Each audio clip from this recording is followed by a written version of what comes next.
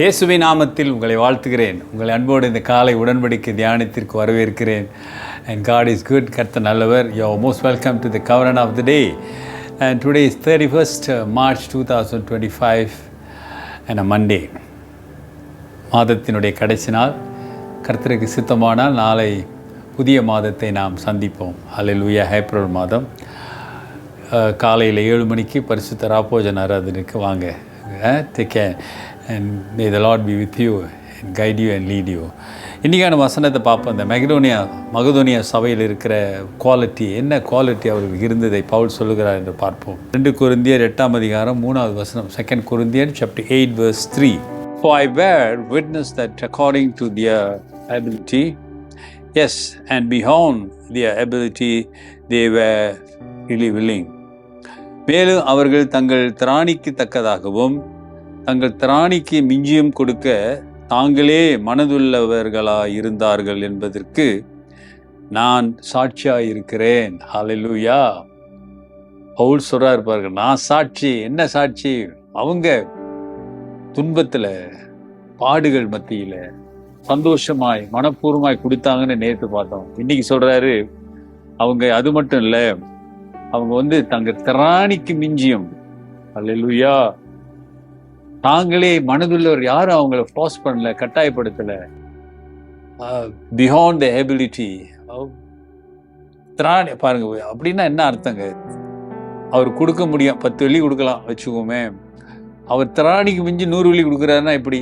அவரால் 10 வெள்ளி தான் கொடுக்க முடியும், ஆனால் 100 வெள்ளி கொடுக்குறாரு எப்படி தெரியல. எதாவது வித்துவா கொடுத்தாரா, கடை வாங்கி கொடுத்தாரா, இல்லை என்ன பண்ணாங்கன்னு தெரியல. ஆனால் தன் திராணிக்கு மிஞ்சி கொடுத்தாங்க. above the ability they was giving, free willing. தங்கள் மனதுள்ளவர்களாய் என்பதற்கு நாங்கள் சாட்சி. அவங்க மனசு முழு மனசோட அவங்க கொடுத்தாங்க. Yes, and beyond the ability they were freely willing. Freely, nobody forcing them. பாருங்க, அதாங்க இயேசு இருக்கிறதுக்கும் இல்லாததுக்குள்ள வித்தியாசம். இயேசு ஒரு மனிதன் வாழ்க்கையில் இருப்பாரானால் சுயநலமாக இல்லாமல் மற்றவர்களுக்கு செய்யக்கூடிய அந்த பக்குவம் வந்துவிடும். அது மன நிறைவு வந்துவிடும். ஆமாதான்களே.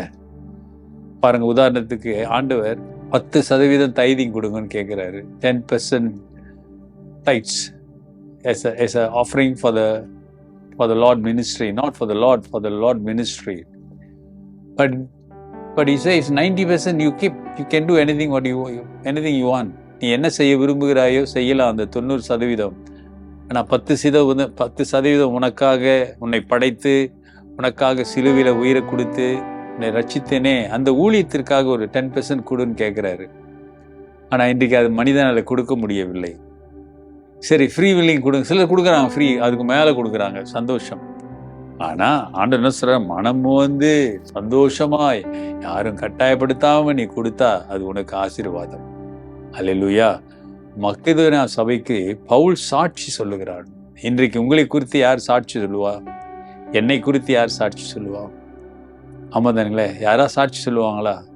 ஆஹா, இவர்கள் கர்த்தருடைய பிள்ளைகளுங்க, அன்பு நிறைந்தவர்களுங்க, ஆண்டவருக்காக எதையும் செய்வார்கள், இப்படியெல்லாம் சாட்சி சொல்லலாம், சந்தோஷமா இருக்கும். ஆமாதானுங்களே.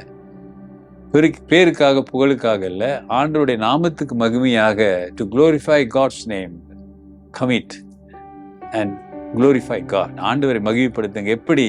இப்படி முன்மாதிரியாய் நாம் வாழும் பொழுது ஆண்டவருடைய நாமம் மகிமைப்படும். கர்த்தர் உங்களை, உங்கள் குடும்பங்களை ஆசீர்வதிப்பார். ஜெபிப்போம். நல்ல ஆண்டவரே, இந்த காலை வேளைக்காக நன்றி. மாதத்தினுடைய கடைசி நாளிலே நாங்கள் இருக்கிறோம். சித்தமானால் நாங்கள் புதிய மாதத்தை காண உதவி செய்யுங்க. ஏப்ரல் மாதம் எங்களுக்கு ஆசீர்வாதமாக இருக்கட்டும். இன்றைக்கு இந்த சிந்தனையிலே உங்களுக்கு ஒப்பு கொடுக்கிற பிள்ளைகள், ஆண்டவரே, உன் நாமத்துக்கு மகிமையாய் கொடுக்க உதவி செய்யுங்க, ஆசீர்வதிங்க. இயேசுவின் நாமத்தில் பிதாவே, ஆமேன். நமது ஆண்டவராக இயேசுவினுடைய கிருபை, பிதாவின் அன்பு, பரிசுத்தாவின் ஐக்கியம் உங்களோடு உங்களை ஆசீர்வதித்து காப்பதாக. என் ஆத்துமாவே கர்த்தரை ஸ்தோத்திரி, என் முழு உள்ளமே பரிசுத்த நாமத்தை ஸ்தோத்திரி. என் ஆத்துமாவே கர்த்தரை ஸ்தோத்திரி, அவர் செய்த சகல உபகாரங்களை மறவாதே. ஆமீன். Dear brother, sister, சகோதரனே, சகோதரியே, நீ கொடுப்பது எப்படி இருக்கிறது? யோசிச்சு பாருங்களேன். உங்களை குறித்து யாராவது சாட்சி சொல்லுவார்களா? கொடுப்பதை குறித்து. Take care and God bless.